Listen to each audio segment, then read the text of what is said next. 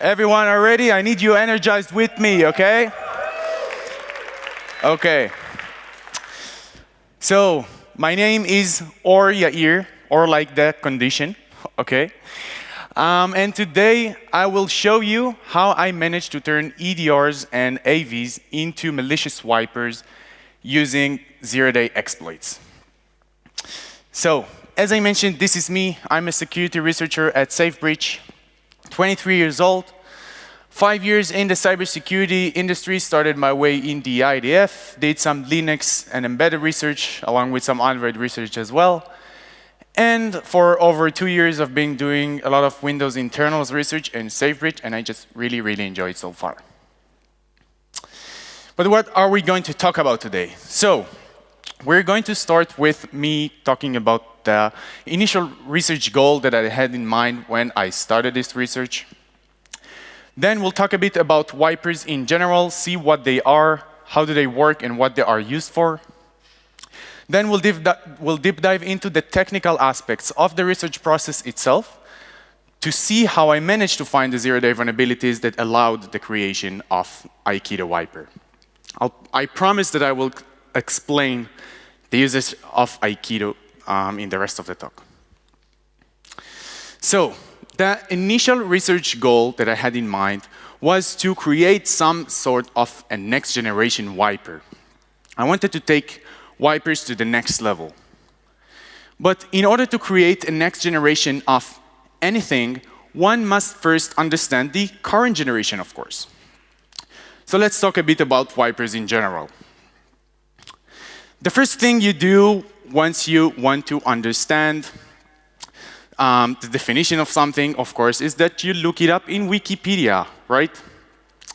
So when you look up wiper in Wikipedia, it tells you that a wiper is a very sophisticated device used to remove rain, snow, ice, washer fluid, water, or even debris from a vehicle's front window. But of course, this is not the wiper that we're going to talk about today, and we're going to talk about the wiper malware.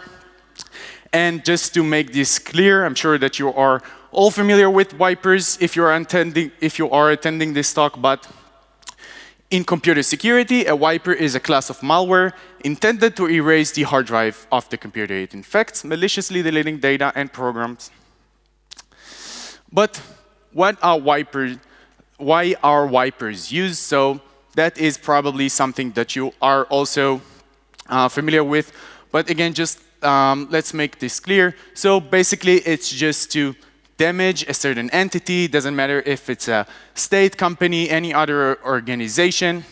The goal is to cause damage to the entity. And you can also see I attached a few examples from the recent years with both Ukraine, Russia, Israel, Iran being attacked by wipers. Also some government-related organizations. So, yeah. But this is not what we are here to talk about. We are here to talk about the technical aspects of wipers. So before we do that, we must understand a crucial difference between the word deletion and wiping. That is because deletion is a word which is very much associated with wiping, but they are actually two very different things. So let's take a look at the deletion process in Windows, for example, to understand that. Once a certain process in Windows calls the delete file API function, basically it causes the kernel to go to a certain place on the hard drive that is called the MFT, which stands for the master file table in the NTFS file system. And in this table, it just marks a certain entry as free. Now, this entry is just a pointer to the original file content. So the file content itself is not really being deleted when we delete a file. And that is the difference between a deletion and a wipe. When we say that we wipe something, it means that we actually delete the content of the file itself, and we are making it impossible to restore. But there is a way to escalate a deletion to a wipe. That is because, of course, MFT entries, which were marked as free, may be reused again, because otherwise we will be running out of disk space in no time, right? So when we create a new file, the file can be given an MFT entry which was marked as free. And then new content which will be written to the new file will basically overwrite content of deleted files which were left on the free space on the disk. But when I try to understand how do wipers nowadays overcome this gap between a deletion and a wipe, I saw that most of them actually don't even delete files. Instead, they just go ahead and overwrite files. By overwriting files, they are making sure that they are replacing the content of the file with different content, and then they are really wiping the content itself. They are removing the content. So this technique is used by very famous wipers that we all know, just we can see in the slide, some also from the very recent years. And basically, wipers can use this technique for user files only if they are not running as administrators, but usually wipers do want to cause the computer to be unbootable and delete also more important files that belong to an admin. So usually wipers need admin privileges for using this technique. Another very popular technique by wipers is the drive destruction technique. So we also see that a lot combined with the file override technique. And basically, this technique means that the wiper opens the hard drive as a device, and it starts writing directly to it. By doing that, it can overwrite boot structures, overwrite structures that belong to the NTFS file system, and files themselves. Now again, this technique is used by famous wipers that we all know, some also from the very recent years. And of course, Windows does require administrator permissions to write to the hard drive as a device.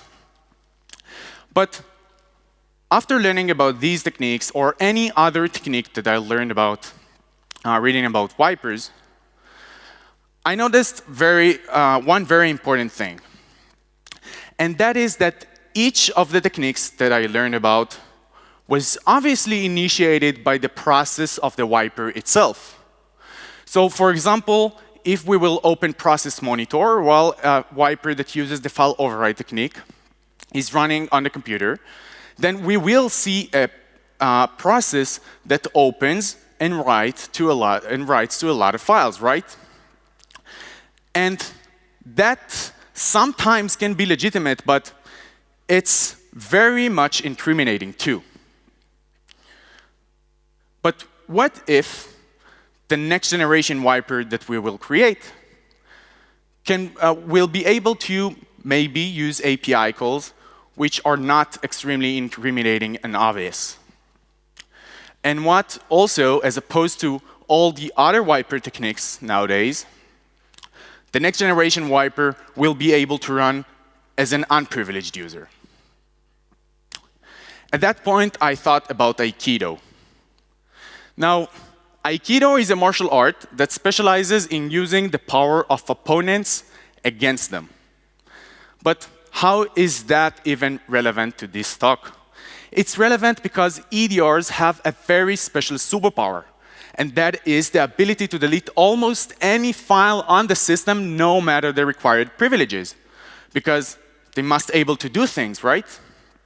They are running with high privileges. But before we understand exactly how we can Aikido EDRs and AVs into deleting our target files as an unprivileged wiper, we first need to quickly talk about when do EDRs and AVs choose to delete files. So of course, it depends on the configuration, right? But the most default configuration that I saw on most EDRs is that they choose to defaultly delete or quarantine files that are detected as surely malicious based on a static signature, right? Some EDRs do that detect these files when they are open. Some detect them when they are closed after they were written to.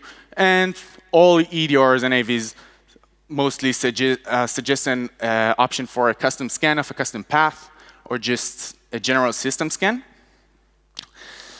And now we can start thinking about how we're going to Aikido EDRs. And at that point, I had another very important insight, and that was that step one is already complete. And that is because even as an unprivileged user, I realized that I can already trigger the deletion, right? As an unprivileged user, I am able to create a malicious file. So once I'm creating a malicious file, I'm triggering the EDR to detect it and delete it. So all that I'm really left with is that I need to trigger that very same deletion for the wrong file. And once you think about it like that, the first idea that comes up to mind is to maybe just write some malicious content to an innocent file and then wait for that content for that file to be deleted by the EDR, right? But on second thought, this is not so good because, again, it requires write permissions, just like the file override technique. So we will not be able to run as unprivileged user for all of our goals. And it also very much looks like the file override technique if we'll look at the API calls. So the second idea was to maybe somehow point the EDR towards a different path while it still thinks that it deletes the original path. And these kind of vulnerabilities are usually achieved using links. And the link vulnerability category is very well known already in our industry, CWE 59. We are so familiar with it. Microsoft even know that they must have a special user right for that, which is given by default only to administrators. But the funny thing is that on the NTFS file system, we have three types of links. We have hard links, symbolic links, and we have another thing called junction points, or in short, junctions. Now, we can think of junctions kind of like a hard link for a directory, but the funny thing in here is that junctions do not require any special permissions to create, and from a high-level point of view, they work exactly the same like a local directory symlink. So I understood that if I want the wiper to run as an unprivileged user, I should probably use junctions to my advantage, but I still needed to understand exactly when and how. I needed to find the right window of opportunity. And what I thought of was that in the process of file deletion by an EDR or an AV, there are two primary events. There is the time in which the file is being detected as malicious, and the time in which the file is being deleted. Between these two events, there is a potential gap. I will maybe be able to somehow exploit this gap using junctions to point the EDR towards a different one, towards a different path. So let's see what was my original idea and how this can be potentially done. Let's say that as an unprivileged user, we are interested in deleting a system file, which is a driver located in C Windows System 32 drivers, and is called undetectable. Now, what we can potentially do is to create a path which is very, very similar to the path that we want to delete, just with one main difference, and you can see the temp directory on the right, which was created by an unprivileged user, us, and we can control. So we created ctemp Windows System 32 drivers and this.sys, and then we placed malicious content, let's say Mimikatz, inside the new this.sys file that we created. But if then just before the EDR deletes the file, after it detected it, we delete everything from inside the temp directory and convert it to be a junction that points towards the C drive, then the same path that EDR tries to delete actually leads to the original this.sys file, right? So that is exactly what I tried to do. I tried to create Mimikatz in the path ctemp Windows System 32 drivers this.sys. Then immediately after I created it, delete it with everything inside the temp directory, convert it to be a junction, and wait for my target file to be deleted. But that did not work, actually. So I saw two primary behaviors. The first one was that some EDRs just had a very good grip on the file after I created it, so I was not even able to delete the Mimikatz file. And so I was also not able to convert the temp directory to be a junction because it needs to be empty for that. And the second behavior was that some EDRs just realized that after I deleted the Mimikatz file, there is no longer a threat because I deleted it.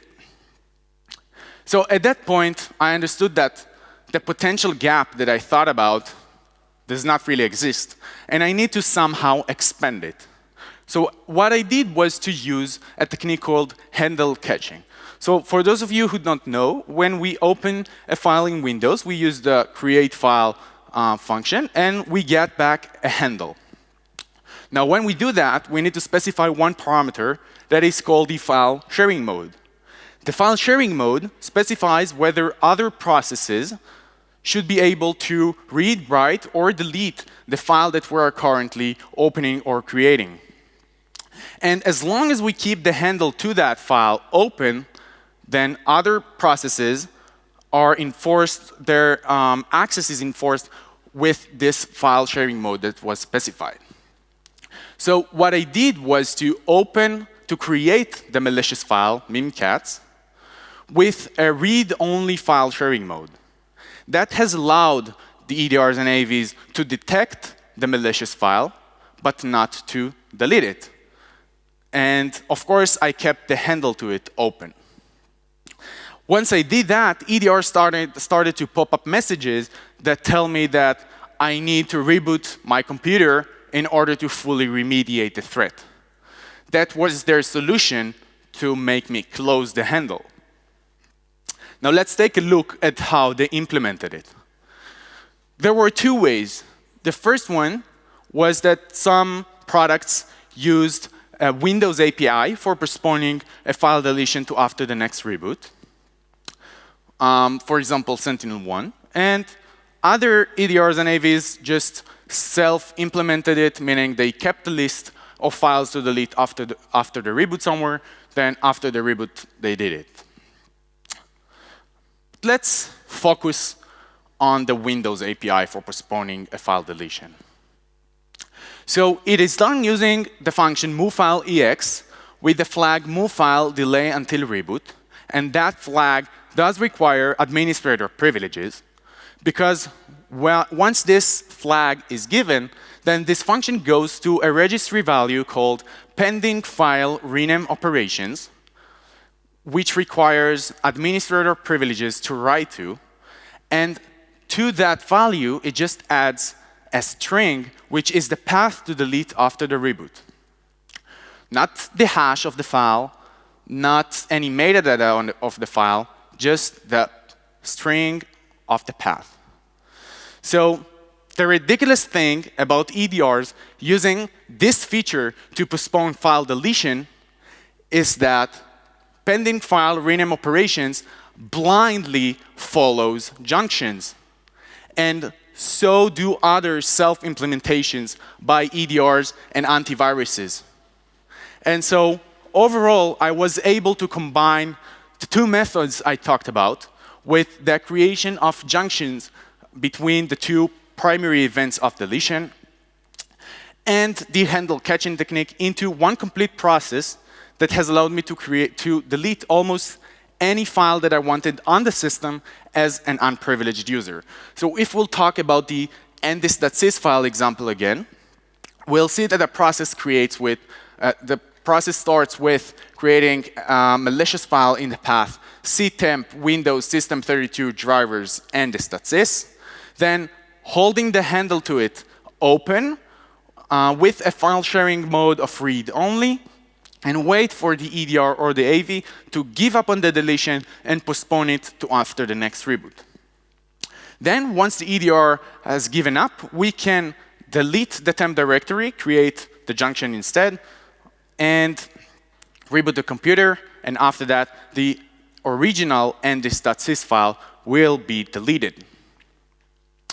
By doing that, we've achieved the two what-ifs that I talked about in the beginning of the talk, and I promise you that any other edge case that you're currently thinking about will be answered in the rest of the talk. So overall, this has led me to find zero-day vulnerabilities in 6 different products. The products are Microsoft Defender, Defender For Endpoint, SentinelOne XDR, Trend Micro Apex One, Avast Antivirus, and AVG Antivirus.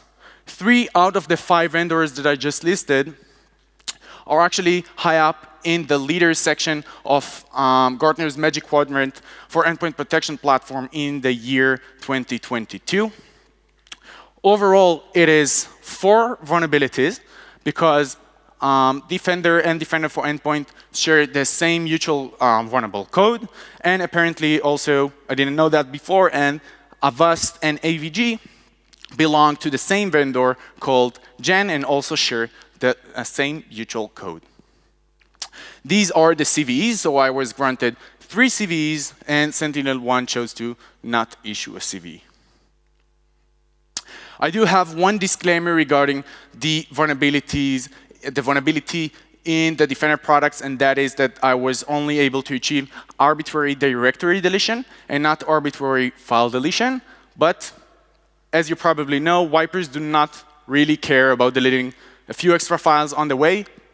So if the wiper wants to delete a certain file, it can just delete its parent directory. Now, we have our first demo for this talk. And in this demo, we will see the exploitation against the Defender products. We will not yet see the wiper in action, but just the exploitation with an attempt of deleting all the drivers in Windows as an unprivileged user, of course. So let's take a look. So here we can see the drivers directory with dozens of drivers inside. Then we can see that I'm running as a user called limited, and limited belongs to the unprivileged normal users group.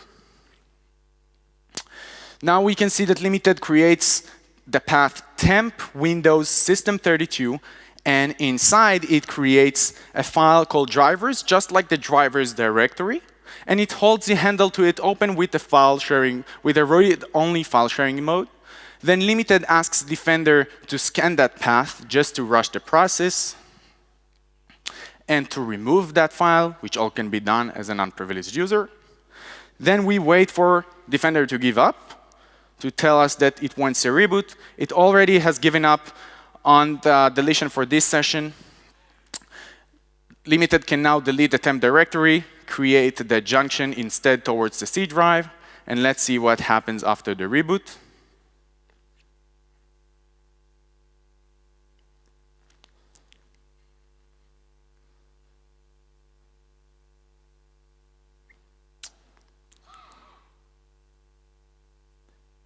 Okay, so almost all the drivers are gone from the drivers directory, and that is because Defender iterated through all the drivers until it encountered one that it could not delete for the same reason of file sharing mode.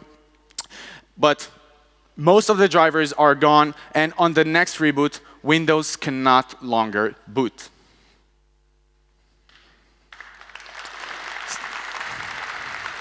Thank you. So this exploit for all the security products is applicable also to bypass a ransomware protection feature called the controlled folder access. Basically, this feature in Windows prevents untrusted processes that are not in the trusted processes list of that feature from modifying or deleting any file that is located inside one of the protected folders, which is also a list that belongs to this feature. But the thing is that in the flow of this exploitation, the process that deletes the file is the most trusted entity on the system, which is the AV or the EDR. So the controlled folder access feature is not going to prevent any EDR or AV from deleting a file which it thinks is malicious. So yeah. Overall, I tested 11 different products. 6 of them were found to be vulnerable, so that's more than 50%. And not only that, I was just unable to force the other products to go into that flow where they postpone file deletion to after the next reboot. So if you find a way to do that, or if you work for an EDR or AV vendor, or if you're a security researcher that wants to find vulnerabilities, I really encourage everyone to go and check these flows of postponing file deletion to after the next reboot before real attackers find these vulnerabilities. And now to the actual Aikido wiper tool. So I implemented it with the exploits of SentinelOne XDR, Defender, and Defender For Endpoint, just because their exploits were most consistent and easiest to implement. Also, all I really needed is a POC. The wiper is able to make the system unbootable, just like we saw in the demo. It is fully undetectable because it deletes files using the most trusted entity on the system, in our case, the EDR or the antivirus, which is in charge of detecting wipers. And in order to minimize the noise of the creation of a malicious file, the wiper also uses and creates the ACAR test file, which is not a real malicious file. Now the wiper is able to run with permissions of only unprivileged user, just like we saw in the demo. And it is able to delete important data. And it can even delete an entire admin user directory, which we will soon see a demo of. But if you remember, in the beginning of the talk, I explicitly mentioned that there is a crucial difference between a deletion and a wipe. So I still needed to somehow overcome this gap. But the solution for that was pretty simple.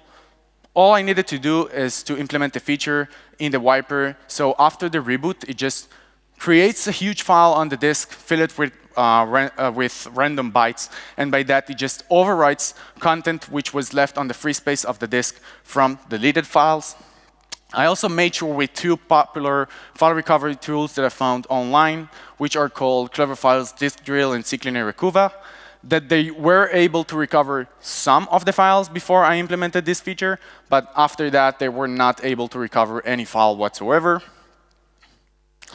Now, another thing that I'm sure you ask yourselves is, but what happens if the default configuration is to quarantine files which are malicious? The user can just later go to the EDR's interface and restore those files, right? But the solution for that was actually pretty simple too, and a bit funny. And that is that I just exploited the vulnerabilities against the quarantine folder itself. And that has led the EDR to try and quarantine the quarantine directory. And so it just deleted it. So good for us, I don't know, or not for the EDR, for me. Overall, their repo is very well documented. I tried to document it as best as I could. Also invested some time in the design. So you really have my invitation to clone it, download it, expand it, find more vulnerabilities, again, before real attackers do. I'll give you a moment to take a picture, scan the QR code. You can also just look up Aikido Wiper GitHub on Google. You will find it on the first result. So I'll give you one more moment. OK. Now we have our second demo with the Wiper tool in action itself. In this demo, we will see the wiper deletes an entire admin user directory running as an unprivileged user, while the SentinelOne XDR is installed. So here we're logged in as admin. We can see that admin has a lot of files in its default libraries. Now we're switching. No, not yet. OK, just verifying that this is an admin. Belongs to the privileged administrator group. Now we're switching to limited again. Just making sure again, this is limited and it belongs to the normal unprivileged users group. Okay, now limited runs the wiper with the mode of proxy deletion of all user data of the user admin. We will see that the admin directory exists. This is the directory that holds all the default libraries. Limited runs the wiper. It exploits the right vulnerability for the installed EDR, also for the quarantine directory. Reboots a computer, and let's see what happens after the reboot. So the admin directory is fully gone. And now that we will look at the hard drive, it's also starting to fill up with data. And that is because the wiper was run silently after the reboot to start and fill the free space on the disk, only to make sure that the files are impossible to restore. OK, so let's summarize all of this. After we've seen this talk, we've learned that a wiper or any other malware, for that case, can be much more dangerous if it uses an EDR or an antivirus or any security product to do its malicious actions by proxy.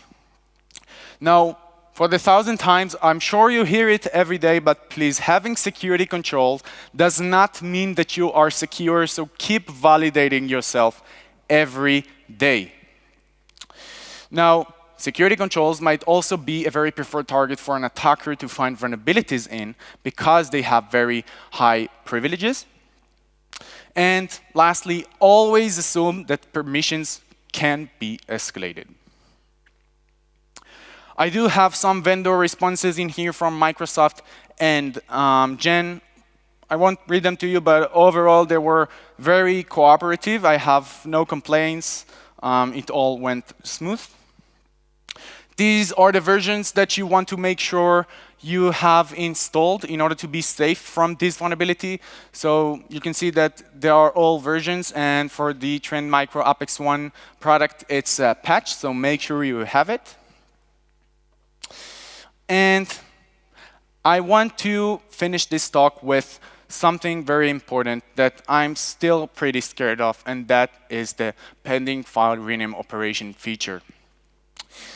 Basically, we need to understand that each use of the moveFileEx function with the flag moveFile delay until reboot, or manually writing a path in the pending file rename operations registry value, if that is done with a path which is partially controlled by an unprivileged user, then we have created a vulnerability. And I know that not many developers are aware of that. So please, let's try to raise the awareness for that together, or maybe, I don't know, just implement this kind of functionality in our own products and not use it. Lastly, I do want to thank Shmuel Cohen, which is a member in my team, for helping me to test my exploits against different AV and EDR products. And basically, this is it. We can move to the Q&A session. You can also have my LinkedIn, Twitter, and email. If you want to contact me later, I will be very happy to help and answer questions. So that's it. Okay.